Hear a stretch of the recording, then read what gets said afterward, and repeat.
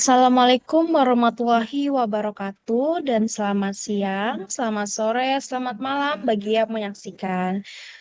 Di sini saya Arvita Lestiana dengan NIM 2319113200020 dari Program Studi Kedokteran, Program Sarjana, Fakultas Kedokteran dan Ilmu Kesehatan. Jadi di sini saya izin untuk men-share untuk membagikan suatu materi terkait dengan anatomi muskuloskeletal. Nanti materinya akan ada 3 subbab. Yang pertama, kita akan membahas terkait anatomi muskuloskeletal di regio toraksik dan juga membri superior. Kemudian yang kedua, kita akan membahas terkait anatomi muskuloskeletal di regio abdominis, pelvis, perineum, dan membri inferior.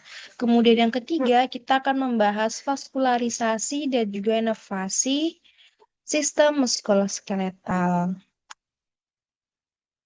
Sebelum kita bahas lebih dalam lagi, kita introduction dulu ya. Pertama-tama, tujuan daripada materi ini untuk kita memahami struktur penyusun sistem gerak bagian atas tubuh yang mencakup dada dan ekstremitas atas, serta relevansinya dalam aktivitas fungsional dan klinis.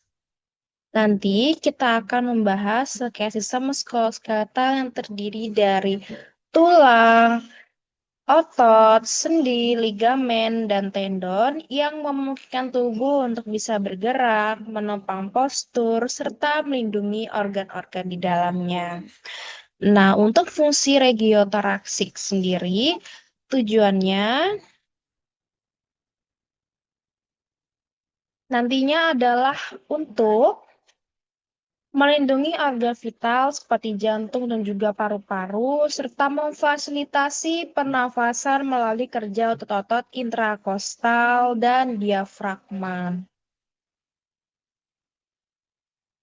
Untuk fungsi membran superior, nantinya akan untuk kita tahu kemampuan motorik halus dan kasar, karena tujuannya untuk menulis, menggenggam, juga mengangkat. Kemudian juga bisa untuk koordinasi kompleks melalui sambungan antara sendi dan otot-otot kecil di tangan. Kenapa kita perlu mempelajari? Karena pemahaman ini itu penting untuk kita bisa mendeteksi dan juga menangani cedera seperti fraktur, dislok, ataupun CTS, carpal tunnel syndrome. Serta hal ini menjadi dasar daripada pemeriksaan neurologis dan fungsional ekstremitas atas. Terus, kenapa kita perlu tahu di bagian regio abdominis, pelvis, perineum, dan membran inferior? Karena tujuannya sendiri untuk menjelaskan struktur muskuloskeletal pada bagian tubuh bawah dan ekstremitas bawah, serta hubungannya dengan postur tubuh, lokomosi, dan fungsi panggul. Nanti pada bagian abdomen dan juga pelvis, dia sebagai fondasi gerak tubuh bagian bawah, di mana dinding abdomen dia berfungsi untuk menyokong organ visceral dan menjaga tekanan intraabdomen. Dan pelvis berperan penting sebagai tumpuan berat tubuh dan saluran kelahiran. Untuk perineum, dia sebagai area urogenital dan reproduksi yang memiliki struktur otot penting untuk kontrol sphincter dan juga dukungan dasar panggul. Untuk membrum inferior, dia sebagai lokomosi, dia bisa mendukung berat badan dan memungkinkan berjalan, lari, loncat, dan juga dia terdiri atas struktur yang kuat, namun tetap fleksibel seperti panggul, lutut, dan pergelangan kaki. Hal ini penting untuk kita bisa mengetahui adanya apakah fraktur di panggul atau hal yang menyebabkan imobilisasi total. Kemudian kenapa kita perlu tahu vaskularisasi dan juga inervasinya? Karena dengan ini kita harus bisa memahami aliran darah dan juga jalur saraf pada sistem muskuloskeletal untuk mendukung fungsinya serta menghindari kerusakan jaringan pada trauma. Jadi tanpa darah dan saraf, sistem gerak itu tidak berfungsi karena vaskularisasi tujuannya untuk menghantarkan oksigen dan nutrisi. Inervasi memberi perintah gerak dan menerima sinyal nyeri atau dari posisinya. Kemudian untuk sistem otot dan tulang, dia punya pasokan spesifik. Contohnya arteri femoralis, dia sangat penting pada bagian tungkai. Kemudian plexus brachialis, dia sebagai kontrol seluruh lengan atas. Kemudian hal yang juga penting kalau misalnya terjadi cedera di nervus radialis seperti wrist drop atau cedera di nervus femoralis, yaitu dengan tidak bisanya ekstensi lutut. Nah, dengan memahami anatomi muskuloskeletal, kita bisa tahu, kita bisa bukan hanya menghafal, tapi juga mampu menerjemahkannya dalam konteks fungsi, diagnosis, sampai tata laksananya. Nah, itu mungkin untuk pengenalan terkait daripada materi anatomi muskuloskeletal ini. Nah, sekarang kita akan membahas lebih lanjut terkait struktur dan fungsi sistem muskuloskeletalnya.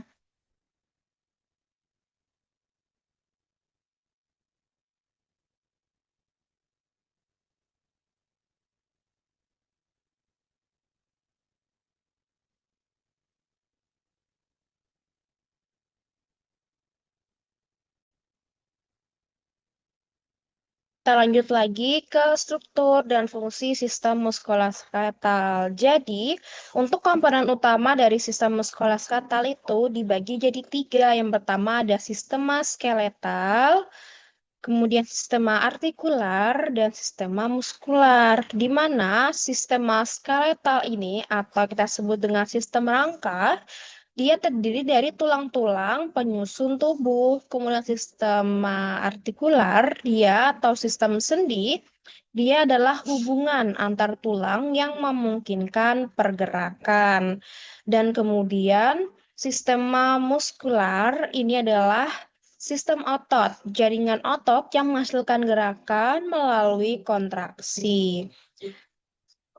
Nah, fungsi utamanya sendiri dia adalah ini sebagai untuk mendukung dan melindungi tubuh dan organnya, membentuk postur tubuh, melindungi organ-organ penting di dalam tubuh, serta memungkinkan tubuh melakukan gerakan, serta memberikan bentuk, dukungan, stabilitas, dan pergerakan pada tubuh. Pembagian untuk sistema skeletal atau anatomi rangka ada kranium, tengkorak, kemudian skeleton trunci atau rangka badan tubuh, ada vertebra, costa, sternum, kemudian ada cingulum superior, sabuk bahu seperti scapula atau clavikula, kemudian ada juga cingulum inferior, terkait dengan sabuk panggul ada os ilium, os pubis, os isi. Kemudian ada skeleton ekstremitas superior, di mana nantinya akan membahas like tulang ekstremitas atas, serta skeleton ekstremitas inferior, tulang ekstremitas bawah. Nah, kemudian itu jenis sendi ada solid joint atau sendi padat. Ada contohnya adalah sutura di tengkorak. Kalau misalnya nggak ada rongga sendi, maka gerakan bakal terbatas. Kemudian ada juga articulatio synovialis atau sendi sinovial. Contohnya ada sendi bahu dan sendi lutut. Memiliki rongga berisi cairan sinovial memungkinkan untuk gerak bebas.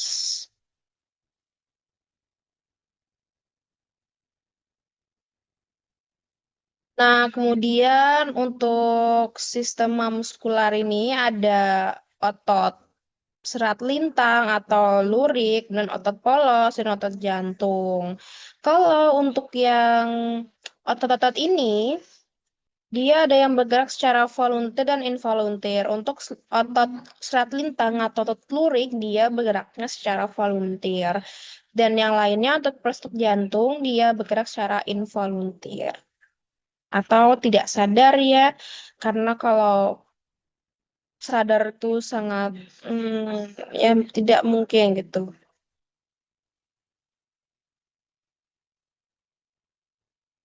Nah, kemudian kita lanjut lagi ke anatomi muskulatur regional. Pertama kita akan membahas terkait torasi.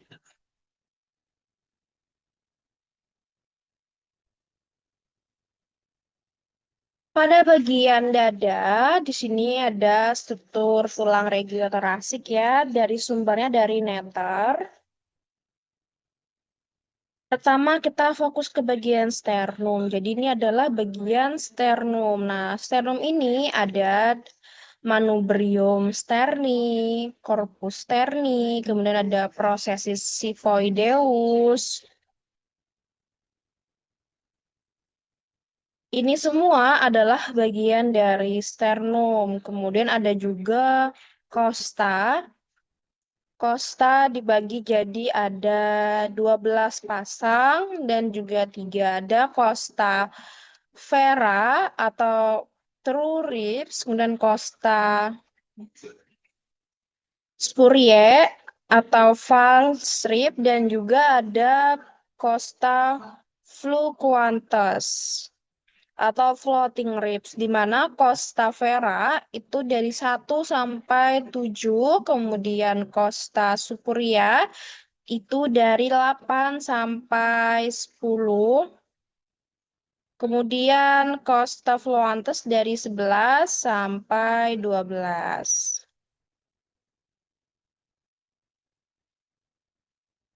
Nah, ada juga vertebra torasik itu dari T1 sampai T12, dia berartikulasi dengan Costa. Kemudian juga ada di sini clavicula.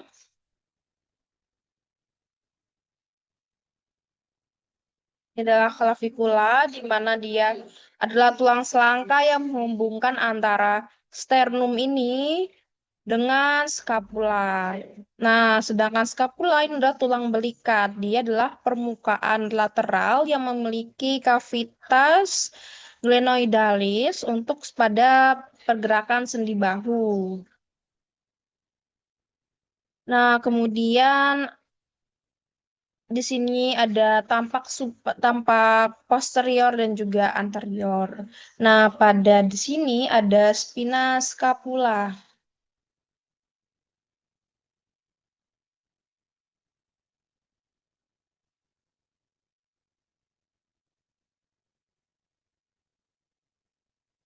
Di mana spina scapula ini ditampak posterior, dia adalah batas atas dari otot supraspinatus dan juga infraspinatus. Kemudian juga ada fossa supraspinata, dia adalah di atas spina scapula dan dia melekat otot supraspinatus. Kemudian ada juga fossa infraspinata, dia di bawah spina scapula dan dia tempat melekatnya otot infraspinatus. Kemudian fossa subscapularis, kita ke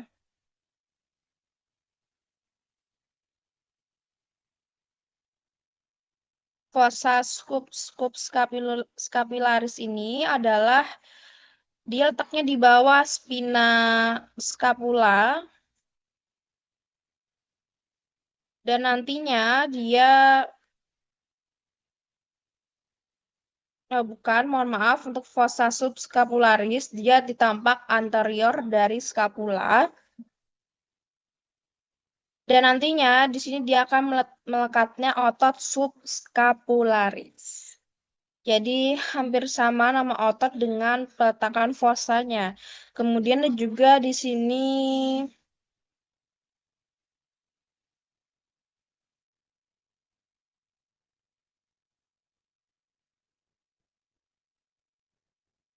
ada juga bakal cavitas glandoidalis. Dia adalah suatu permukaan, ini cavitas glenoidalis, permukaan sendi dengan kepala humerus atau glenohumeral joint. Jadi nanti dia bakal berdekatan sama kepala dari humerus, caput humeri.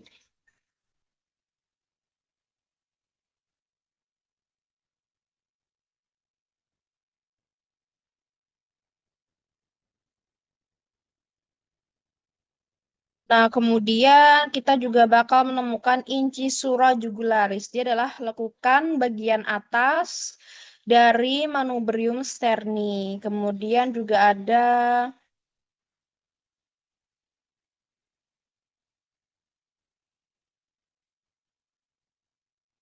angulus sterni atau Louis Angel. Dia adalah tempat bertemunya antara manubrium dan juga corpus sterni yang dia setara sama iga kedua ini.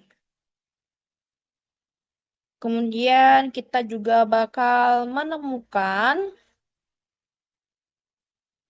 cartilaginous costalis. Nah, cartilaginous costalis ini adalah kartilago hyalin yang menghubungkan antara iga dan juga sternum. Kemudian kita juga bisa menemukan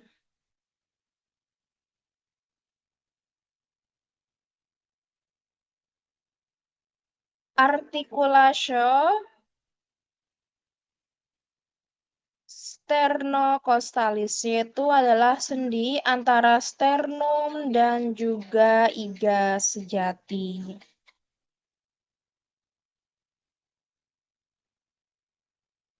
Nah, untuk catatan klinis, jadi untuk klinisnya sendiri, bisa terjadi fraktur iga kalau ini terjadi di regio tengah antara iga kelima sampai ke iga 9.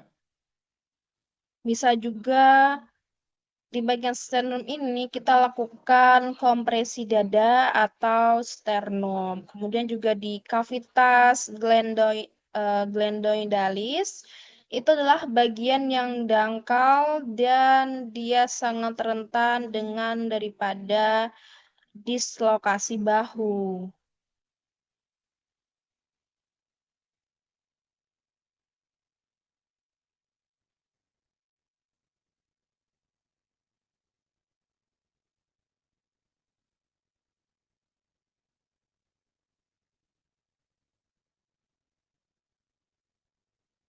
Nah, untuk prosesus sipoideus, dia adalah bagian paling inferior daripada sternum ini dan merupakan tulang yang melengkung yang menyusun daripada sternum ini.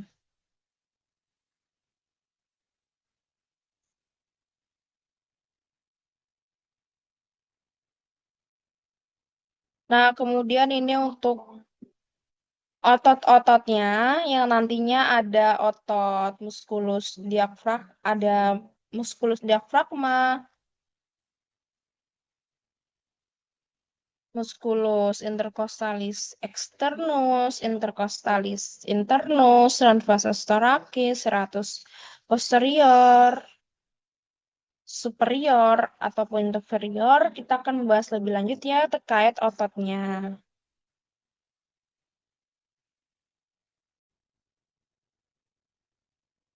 Kemudian di sini adalah otot-otot dada besar dan paling superficialis, ada pars. Ada pars clavicularis, ini adalah asalnya dari clavicula atau sepertiga medialnya dan ini fungsinya untuk fleksi bahu. Kemudian ada juga pars sternocostalis. Di sini adalah asal dari sternum dan juga cartilago costa 1 sampai 6. Dia fungsinya sebagai adduksi dan rotasi internal bahu. Kemudian juga ada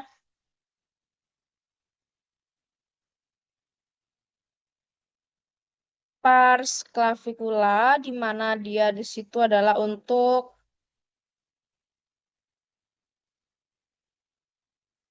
mohon maaf ada pars abdominalis.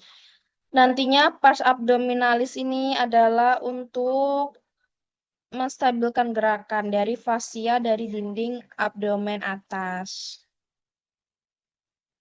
Untuk insersionya sendiri dari crista tuberculi majori humeri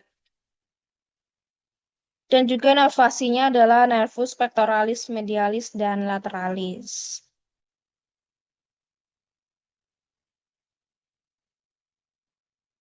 Otot-otot regi bahu dan lengan atasnya ada banyak. Salah satunya juga ada musculus sternocleidomastoideus, ada pars sternalis dan juga pars clavicularis. Di mana pars sternalis ini dia asalnya dari manubrium sterni dan kalau pars clavicularis ini asalnya dari clavicula atau media.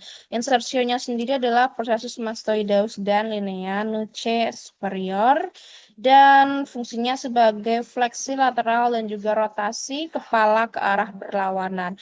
Inervasinya dari nervus accessorius, nervus ke 11. Ada juga di regio aksila ini ada plica axillaris anterior dan juga plica axillaris posterior, di mana kalau plica axillaris anterior ini adalah lipatan ketiak depan dibentuk oleh musculus pectoralis major, dan kalau plica axillaris posterior adalah lipatan ketiak belakang dibentuk oleh musculus latissimus dorsi dan musculus teres major. Kita lanjut ke bagian membris superioris. Di sini adalah anatomi dari tetap masih bagian regional.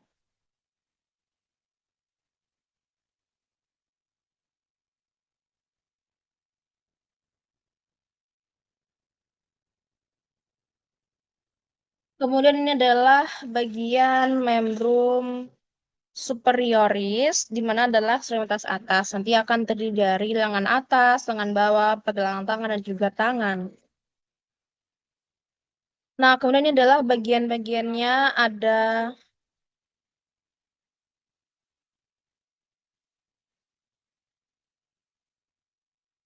ada bagian cingulum membri superioris atau saul Hörder-Gilgal disusun oleh clavicula dan juga tulang scapula. Kemudian ada lengan atas, bagian brachioum disusun oleh tulang humerus. Kemudian juga ada lengan bawah, anterobrachium, nanti disusun oleh tulang radius dan tulang ulna. Kemudian juga ada ini adalah manus atau bagian tangan yang nantinya akan disusun oleh metakarpal 1 sampai 5 dan juga phalanx proksimal, medial, juga distal.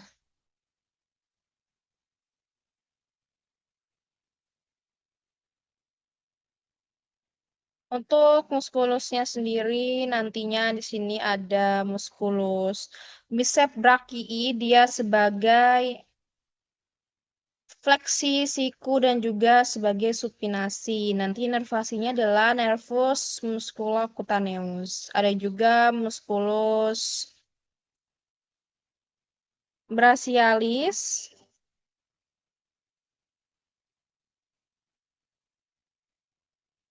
Dia adalah fleksi di bagian siku dari inervasi nervus musculocutaneus. Ada juga musculus tricep brachii, nantinya dia akan dibagi ada caput longum, caput lateral, dan juga tendonya dia sebagai ekstensi siku, inervasi nervus radialis. Ada juga musculus coracobrachialis. Dia sebagai fleksu dan juga abduksi bahu, dia inervasi dari nervus musculocutaneus. Untuk otot bawahnya ada musculus flexor carpi radialis, dia fleksi pergelangan tangan. Ada juga musculus palmaris longus, yang paling panjang dia adalah tegang aponeurosis palmaris. Ada juga musculus flexor digitorum superficialis yang nantinya dia akan nih sebagai fraksi PIP jari 2 sampai 5 dan juga ada musculus pronator teres quadratus. Dia sebagai pronasi.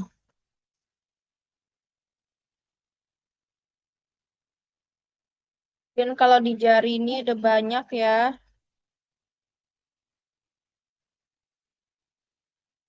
Ada musculus extensor digitorum, dia sebagai ekstensi jari. Kemudian ada juga musculus extensor carpi radialis. Sebagai ekstensi pergelangan tangan, ada musculus extensor pollicis longus atau brevis sebagai ekstensi ibu jari dan musculus supinator sebagai supinasi.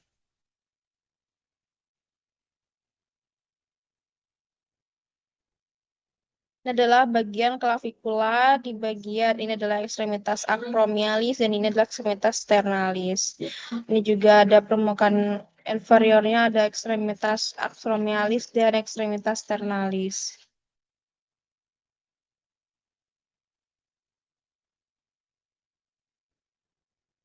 Ini untuk gambaran otot-otot secara lebih detail tadi juga ada di dada musculus triceps brachii, musculus brachioradialis. Ya, intinya adalah pada otot tangan itu ada namanya otot tenar, ada otot hipotenar, sama otot lumbricalis dan intraossei. Untuk otot tenar itu adalah untuk ibu jari.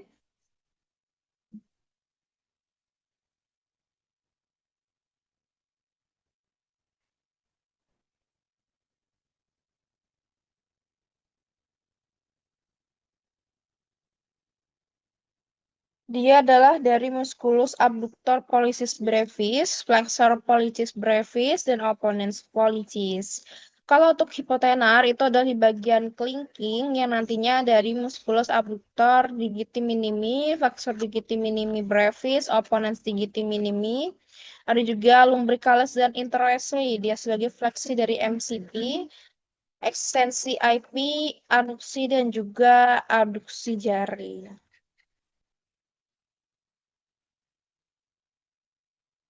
Kemudian kita lanjut ke bagian abdominis.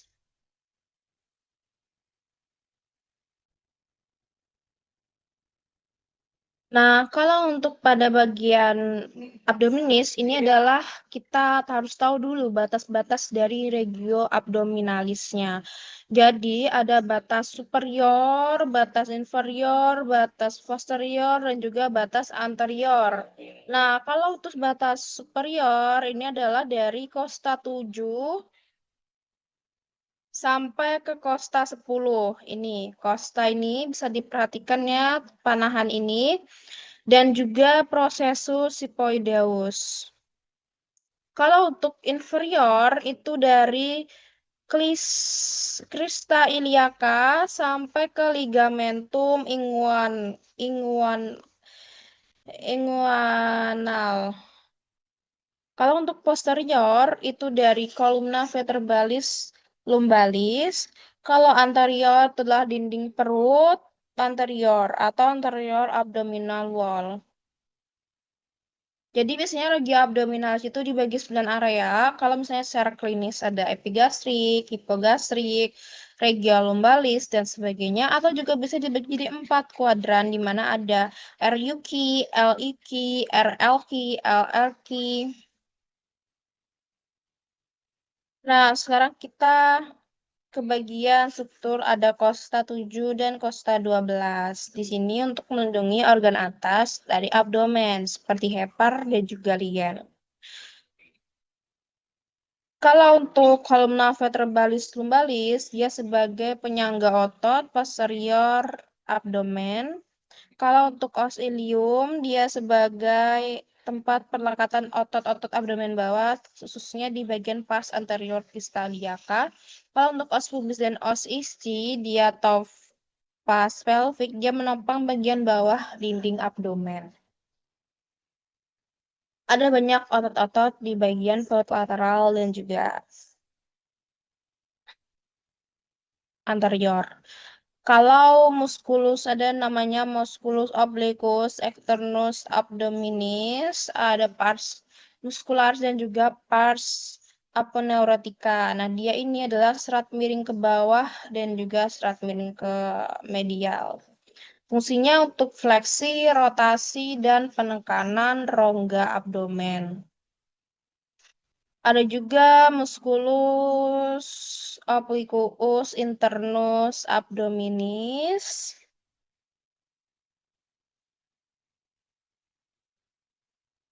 Dia lebih ke dalam lagi. Dia adalah serat miring ke atas dan juga serat miring ke medial. Dia sama dengan yang externus tadi. Ada juga musculus transversus abdominis. Dia adalah serat-serat horizontal. Ada juga musculus rectus abdominis. Ini dia adalah vertikal yang membentuk six pack. Dia fungsinya sebagai fleksi tulang belakang.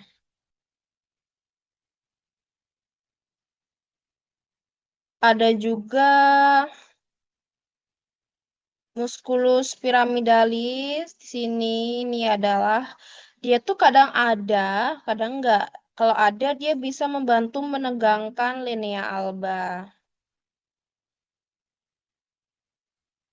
Kemudian kalau di bagian posterior ya,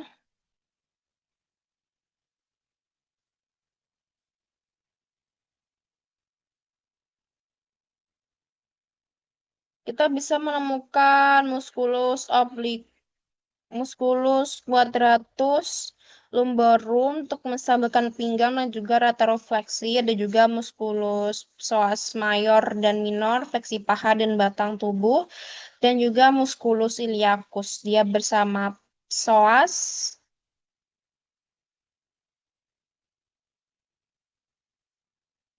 sebagai fleksi sendi panggul. Nah, kemudian kalau pada bagian fascia, kita perlu tahu fascia. Ada fascia Kemper, fascia scarpa, fascia transversalis, dan peritoneum parietal. Di mana fascia Kemper itu fascia superficialis, berisi lemak. Kalau fascia scarpa itu lebih dalam padanya dan itu ada membranosa. Kalau fascia transversalis dia lapisan dalam otot transversus. Kalau peritoneum parietal dia paling dalam dan dia membatasi rongga peritoneal. Ada juga kita perlu tahu klinisnya. Jadi kalau pada klinis-klinis di abdomen itu ada namanya hernia ingualis. Dia adalah suatu penonjolan organ melalui kanalis ingualis. Ada juga hernia umbilicalis. Itu kelemahan fascia di daerah umbilical, juga hernia Spigelian, dia adalah di antara otot oblikus dan juga transversus. Ada juga peritonitis, infeksi peritoneum akibat perforasi usus atau bisa juga karena apendisitis dan juga ada nyeri abdomen di bagian dindingnya dan itu biasanya sering disalahartikan sebagai nyeri visceral. Ada juga abses psoas, dia adalah infeksi tersembunyi di otot abses psoas dan gejalanya mirip.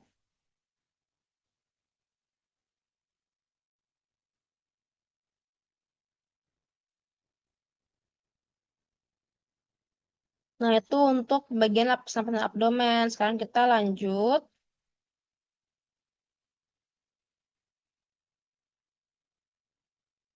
ke bagian pelvis dan juga perineum.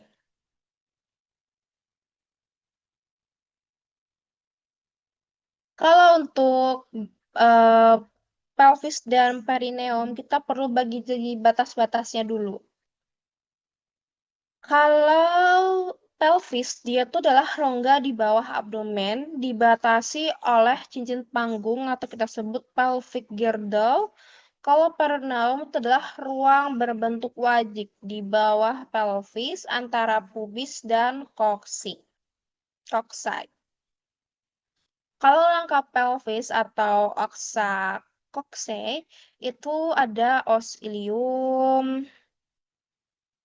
ada os pubis, os ischi, os sacrum dan coccyx dan pelvis girdle. Di mana os ilium ini adalah bagian superior, dia terdapat crista iliaca. Kalau os pubis itu bagian anterior bawah, dia bakal membentuk simfisis pubis. Kalau os ischi dia bagian posterior bawah dan terdapat tuber ischiadicum. Kalau os sacrum dan os coccyx itu bagian belakang pelvis. Kalau pelvis girdle itu gabungan dari os ilium, pubis, ischi, sacrum, dan coccyx. Kalau pada bagian sendinya ada artikulase sakroiliaka. Dia tulang yang terlibat adalah sakrum dan ilium. Ada juga simfisis pubik. Dia terlibatnya adalah pubis kanan dan pubis kiri. Ada juga artikulase lumbrosakralis. Dia adalah L5 dan sakrum. Nah, otot-otot regiopelvis kita bakal musculus piriformis.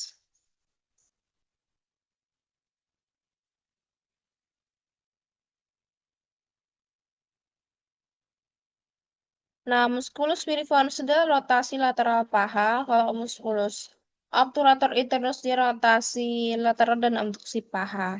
Kalau otot pelvic floor atau diafragma pelvis, kita bisa melihatnya musculus levator ani.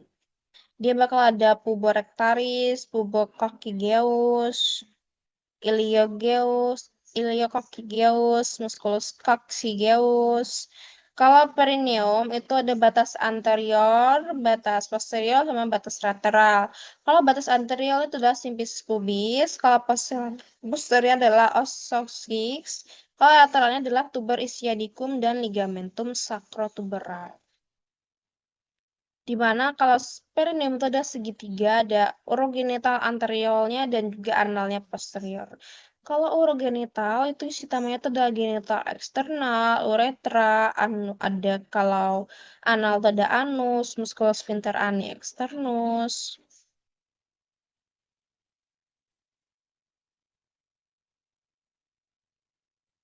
Dan banyak otot-otot kelompok dari urogenital ada musculus bulbus spongiosus, ada musculus ischiocavernosus, musculus transversus perineum superficialis dan profundus.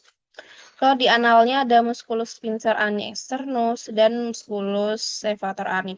Semua otot itunya itu bakal membentuk suatu perineal body atau pusat pusat pertemuan otot.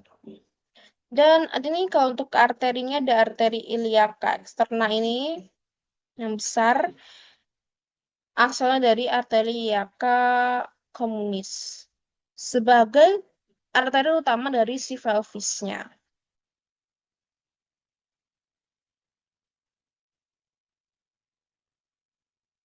Kita bisa next ke membri inferior.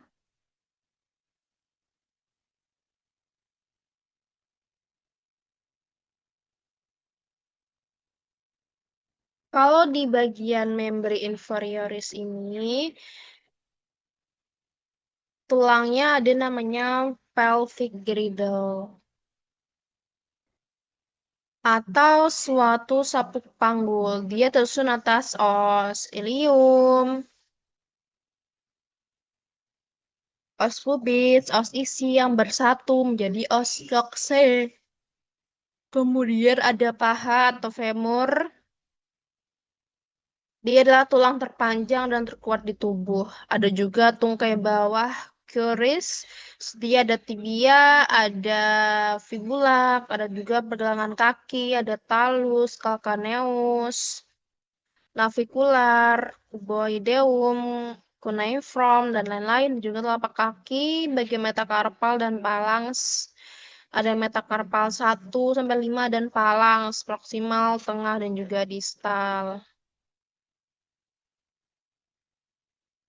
Kalau sendi yang kita perlu tahu adalah artikulasi sikokse. Itu ada acentabulum dan caput femoris. Nah, di sini bakal jenisnya adalah synovial ball dan juga socket. Gerakannya untuk fleksi, ekstensi, abduksi, dan rotasi. Ada juga di femur ini adalah articulatio genus di bagian lutut. Dia tulang terlibat adalah femur, tibia, dan juga patella.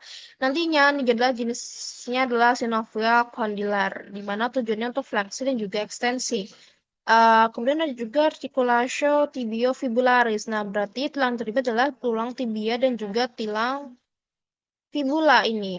Nah, nanti dia akan jenisnya adalah fibros dan sinovial, di mana sebagai gerakannya adalah stabilasi dari tulang bawah. Ada juga articulatio talocruralis, talus, tibia, dan fibula, di mana nantinya Dia sebagai synovial hinge, sebagai dorsofleksi dan juga plantar fleksi. Ada juga articulatio subtalaris dan juga tarsometatarsal. Tulang-tulang tarsus, dia sebagai synovial plane dan tujuannya untuk inervasi dan juga eversi kaki. Ada juga metatarsopalang, dia metatarsal dan palang, dia jenis kondilar dan tujuannya untuk fleksi, ekstensi, dan juga abduksi dan adduksi.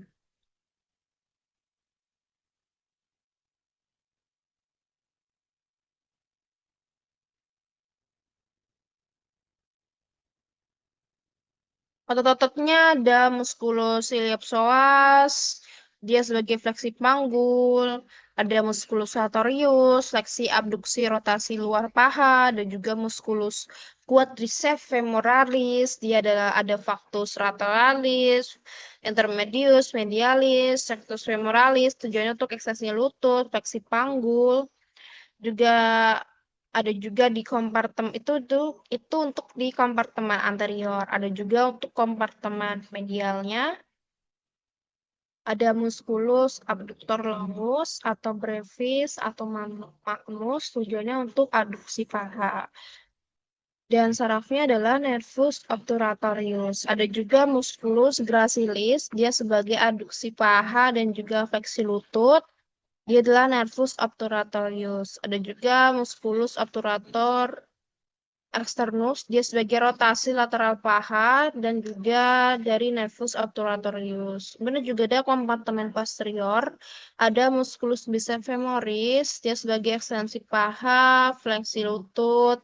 Ada juga musculus semitendinosus atau semimembranosus, dia sama dengan daripada musculus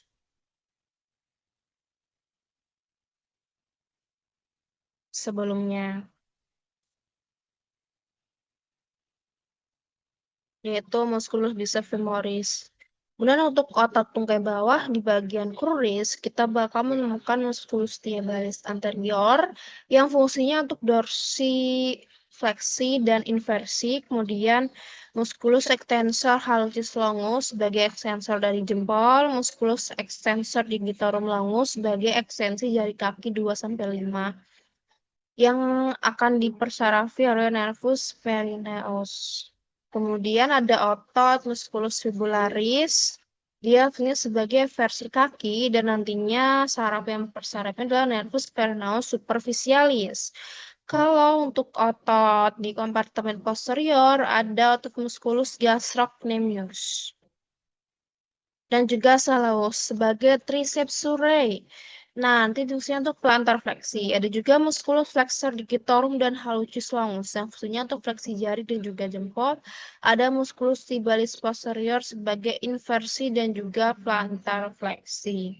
Nah, otot-otot telapak kaki yaitu intrinsic foot muscle, yaitu lapisan superficialisnya adalah sebagai abductor hallucis, ada flexor digitorum brevis. Lapisan dalamnya adalah lumbicalis interossei abductor hallucis. Tujuan untuk mengatur keseimbangan, gerak halus, dan stabilisasi saat kita berdiri. Vaskularisasinya ada arteri iliaca externa, ada arteri femoralis, dari arteri iliaca communis, kemudian ada arteri poplitea, ada dari arteri tibialis anterior, arteri tibialis posterior, dan juga arteri fibularis. Ini untuk arteri poplitea, dia adalah arteri paling besar di sini. Nah, kemudian kasus aplikasi klinisnya bisa saja terjadi fraktur kolum femoris, ya, karena usia. Bisa juga cedera nervus fibularis, varises, ischial bursitis, atau tarsal tunnel syndrome. Jadi untuk rangkumannya ya, untuk bagian membrum inferiornya ada banyak banget. Jadi untuk tulang kita bisa tahu coxae, femur, tibia, fibula, tarsus. Kalau sendi coxae, genus, talocruralis. Kalau otot utamanya kita perlu tahu quadriceps, hamstring, triceps surae. Kalau vaskularisasi kita perlu tahu arteri femoralis, arteri popliteal, arteri tibialis. Kalau inervasinya kita perlu tahu nervus femoralis, obturatorius, ischiadicus, fibularis, dan tibialis. Jadi nervus yang paling besar ya di bagian optimal, bagian membran inferior adalah nervus femoralis. Dia di bagian aksal plexus lumbalis L2 sampai L4 di kompartemen anterior paha. Jadi itu untuk yang bagian regio abdominis, pelvis, perine, dan membran inferior. Kemudian mungkin kita bisa sambil lanjut ke bagian vaskularisasi dan juga inervasi daripada sistem muskular yang kita bahas sebelumnya.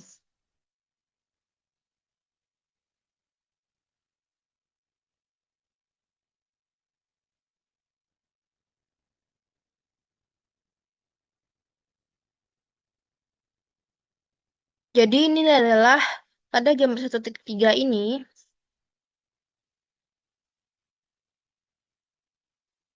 ini adalah suatu garis besar pada vena sirkulasi sistem.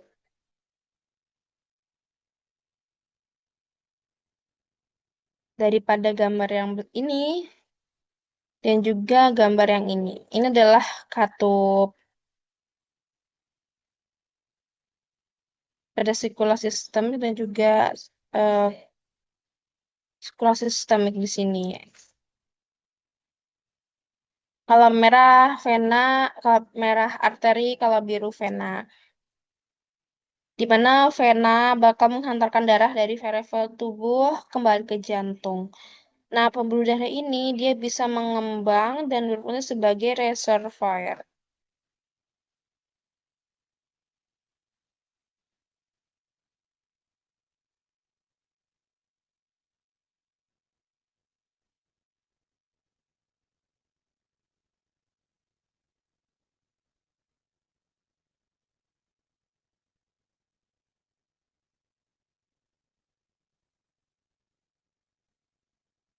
Nah, kemudian kita akan membahas terkait vaskularisasi dan juga inervasi daripada sistem-sistem ini.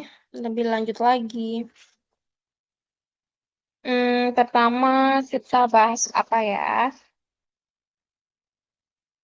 Jadi kita bahas prinsip dulu deh, vaskularisasi sistem muskuloskeletal itu gimana. Jadi semua itu bakal disuplai oleh arteri utama yang bercabang dari aorta atau toraksik dan juga abdominalis. Arterinya bakal masuk ke otot dan tulang melalui foramina nutricium atau nutrien foramina. Dan nanti otot memiliki jaringan kapiler luas untuk suplai oksigen dan juga metabolit. Dan tulang itu bakal disuplai oleh arteri periosteal untuk korteks tulang.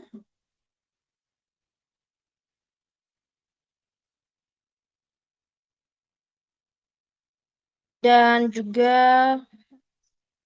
arteri nutrien yang masuk ke kanalis nutrien menuju medula tulang. Nah, kemudian ada inovasi sistem muskuloskeletal kan ya. Jadi otot itu bakal disarafi oleh saraf dari plexus saraf spinal atau cervicalis, brachialis, dan lumbosakralis. Nanti dia bakal membawa serabut motorik yaitu untuk kontraksi otot dan juga serabut sensorik untuk nyeri tekan dan suhu serta proprioseptor pada bagian pasti tubuh. Nah, tulang dan sendi itu memiliki reseptor nyeri yang penting pada trauma.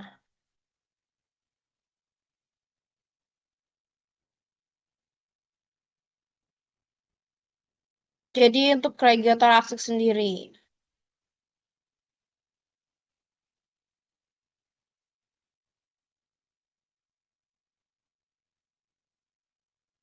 Kalau di arteri utamanya pada regulator aksik itu adalah arteri toraksika interna.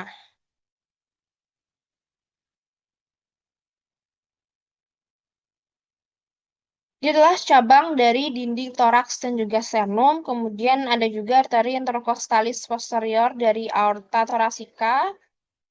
Dia bakal ke otot interkostal dan tulang rusuk. Nah, kemudian untuk sarafnya sendiri ada nervi intercostalis T1 sampai T11, dia motorik, otot interkostal, sensori kulit dan pleura, dan juga nervus thoracicus longus C5 sampai C7.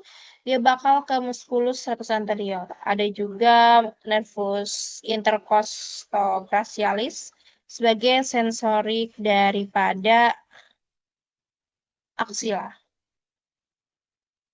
Ada juga membran superioris, bagian ekstremitas atas, kita bakal tahu arteris subclavia. Dia bakal ke arteri axillaris dan cabangnya adalah arteri brachialis, arteri radialis, dan ulnaris. Ada juga arteri radialis dan ulnaris ini cabangnya adalah dari arcus palmaris, superficialis, dan juga profundus. Ada juga vena dari femoralis ke septica basilar atau vena superficialis. Inervaksinya sendiri dia ada plexus brachialis C5 sampai T1. Jadi dia saraf utama adalah nervus musculocutaneus. Ada juga nervus axillaris, nervus medianus, nervus ulnaris, nervus radialis. Kalau regio abdominis, arterinya adalah arteri epigastrik superior dari arteri thoracica interna, arteri epigastrika inferior dari arteri iliaca externa, dan arteri circumflexa iliaca profunda. Kalau untuk sarafnya sendiri ada nervi intercostalis T7 sampai T11, nervus costalis T12, ada nervus iliohypogastricus dan ilioinguinalis dari plexus lumbalis, ada juga sebagai fungsi motor dinding perut dan sebagai sensorik dari kulit abdomen. Kalau untuk pelvis dan perineum, vaskularisasinya adalah jarum dari arteri iliaca interna. Cabangnya dari arteri glutea superior atau inferior, arteri obturatoria, arteri pudenda interna. Kalau arteri pudenda interna, cabangnya dari perineum, penis atau klitoris, rektum bawah. Kalau arteri uterina dan vesikalis, dia organ reproduksi dan juga dari saluran kemih.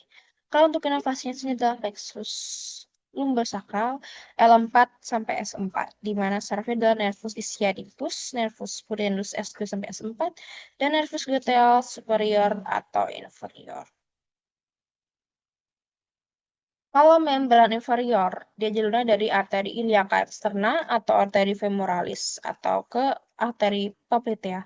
Cabangnya dari arteri tibialis anterior atau posterior. Kalau arteri tibialis posterior ini cabangnya dari arteri plantaris medialis atau lateralis. Kalau arteri dorsalis pedis dari tibialis anterior itu, dia adalah suplai dari dorsal kaki. Plexusnya sendiri ada plexus lumbalis, ada nervus femoralis, nervus obturatorius. Ada plexus sacralis, nervus sciaticus, nervus tibialis, nervus perineus. Kalau untuk klinisnya sendiri, kita bisa ada cedera nervus radialis, yaitu wrist drop, cedera nervus femoralis, gangguan ekstensi lutut, cedera nervus fibularis, foot drop, hernia, dia bisa menyebabkan pembuluh darah, fraktur kolum femoris bisa jadi risiko nekrosis avaskular kepala femur. Jadi intinya adalah torak itu adalah arteri utamanya adalah arteri intercostalis. Dengan saraf utama adalah nervus intercostalis. Kalau lengan atas itu adalah arteri axillaris ke brachialis, nervus musculocutaneus, nervus radialis. Lengan bawah adalah arteri radialis, arteri ulnaris, nervus medianus, nervus ulnaris. Abdomen, arteri epigastриca, nervi intercostalis ilioinguinalis, panggul arteri iliaca interna, nervus pudendus, gluteus, dan ischiadicus.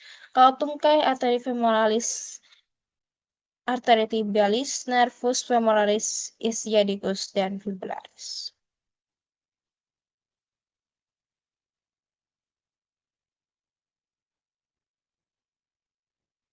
Dan kita tahu dermatom atau distribusi dari saraf. Jadi dermatom adalah area permukaan kulit yang disarapi oleh satu akar saraf spinal sensorik atau spinal nerve root. Dan setiap saraf spinalis kecuali C1 itu bakal membawa informasi sensorik dari wilayah kulit tertentu menuju medula spinalis dan juga otak. Di mana ada cervical yaitu C1 sampai C8, torakal T1 sampai T12, lumbal L1 sampai L5, dan sakral S1 sampai S5.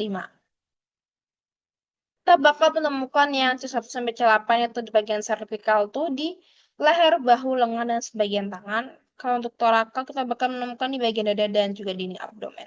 Yang lumbal kita bakal temukan di pinggul, paha, tungkai atas. Kalau sakral kita bakal temukan di bokong, perineum, tulang bawah, dan telapak kaki.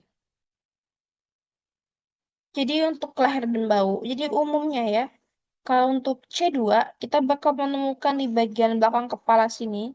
Kalau C3 di bagian leher posterior lateral. Kalau C4 kita bakal menemukan di bahu atas.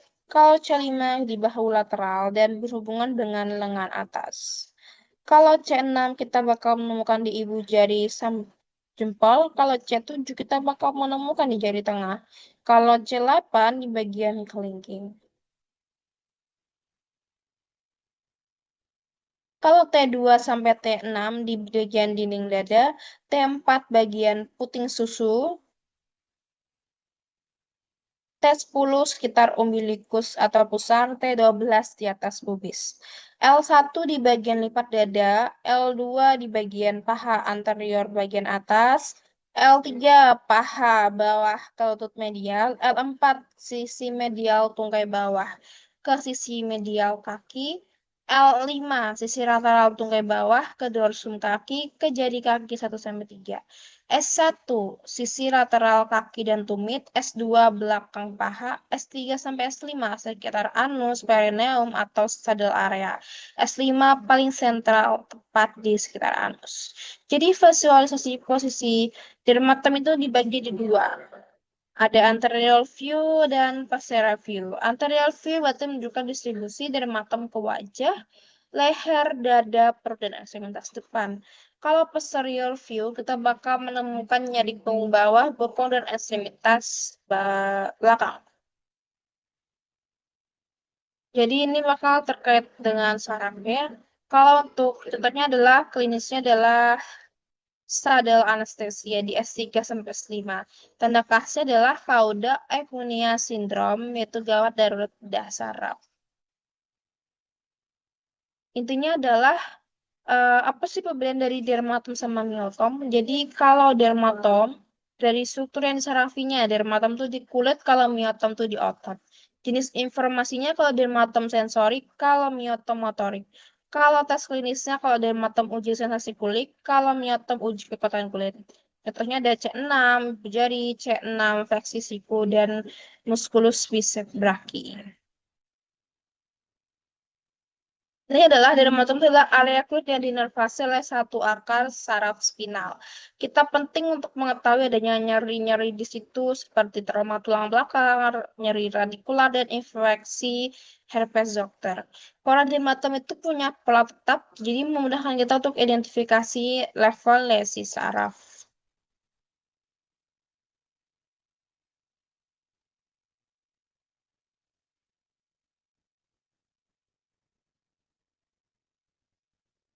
Itu adalah materi-materi terkait daripada sistem muskuloskeletal ini. Mungkin masih banyak kekurangan yang saya sampaikan. Apabila ada masukan saran bisa sampaikan di kolom chat saja. Semoga apa yang saya sampaikan ini bisa bermanfaat untuk kita semua ya teman-teman, dan lebih semangat lagi untuk belajar terkait anatomi.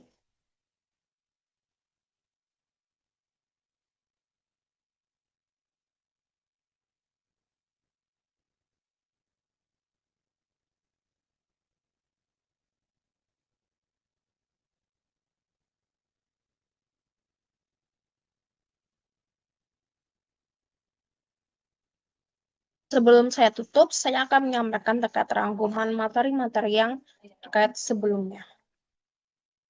Jadi,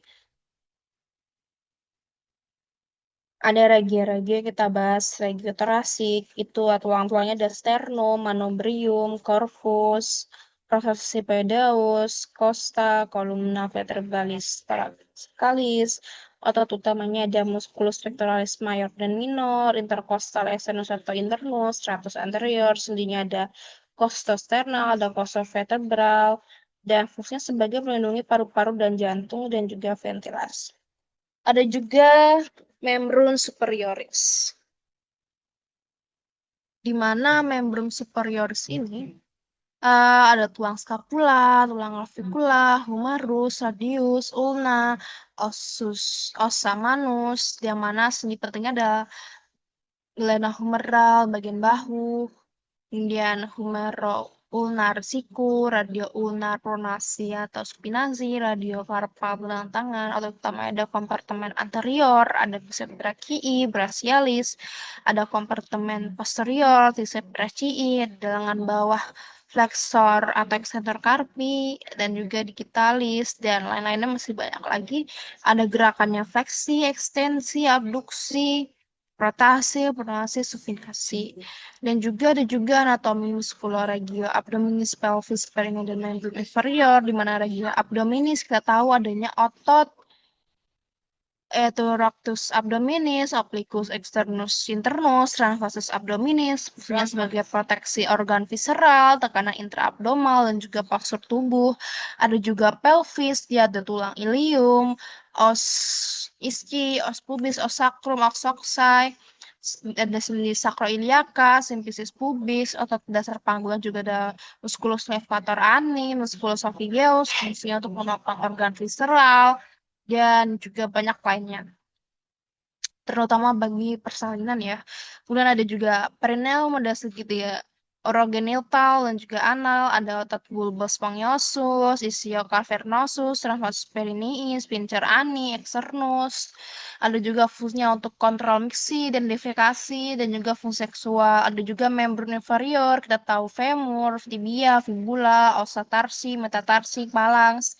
Seutamanya ada coccyx, genus, taloruralis, ada otot paha depannya quadriceps, paha belakangnya ada hamstring, kemudian ada juga batisnya gastrocnemius, ada soleus, ada kakinya ada otot intisir, ada stabilisasi dan keseimbangan juga, bisa berjalan, berlari, berdiri, melompat dengan sistem itu. Vaskularisasinya juga banyak ya, tadi kita bahas inervasinya dan juga dermatom, termasuk pola area kulit yang disarafi akar tertentu. Kemudian intinya adalah sistem muskuloskeletal ini melibatkan tegasi tulang, sendi otot, pembuluh darah, dan juga saraf. Pemahaman menyeluruh dibutuhkan untuk interpretasi anatomi, fungsional, dan kondisi klinis seperti trauma, neuropati, HNP, dan kelemahan otot. Tiap bagian tubuh punya pola perfilasi dan inervasi spesifik yang harus dikenali. Intinya adalah tetap belajar. Mungkin itu dari saya. Assalamualaikum warahmatullahi wabarakatuh.